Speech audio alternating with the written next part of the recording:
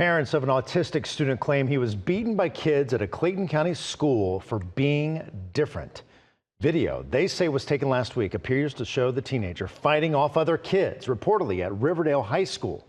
Parents claim their son came home with visible injuries. Atlanta News First Adam Murphy is live tonight outside Riverdale High School. Adam. Blair, the parents of the autistic teen shared exclusive video with Atlanta News First to draw attention to what they said was a brutal incident at the hands of other students. Take a look at this cell phone video of a fierce fight reportedly inside Riverdale High School.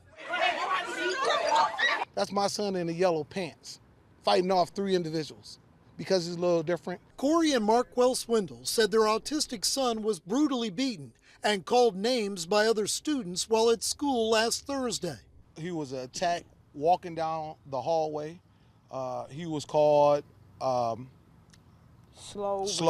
retarded. According to the Swindles, their 18-year-old son, Marquise Baccus, did not receive medical attention. The school system has not yet confirmed the incident. His head was stomped, punched in the face, slammed up against lockers.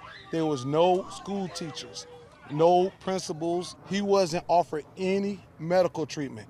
He wasn't offered to see the school nurse. A year and a half ago, Clayton County School Police arrested Baccus and charged him with simple battery after his parents said he was bullied on a school bus and got into a fight. That's not right. You need to have something done. Marquise bothers nobody. He has a speech delay. He barely speaks. Atlanta News First contacted Clayton County Schools, and they told us they were looking into this latest incident. This is ridiculous. It has to stop. I'm calling for changes to be made.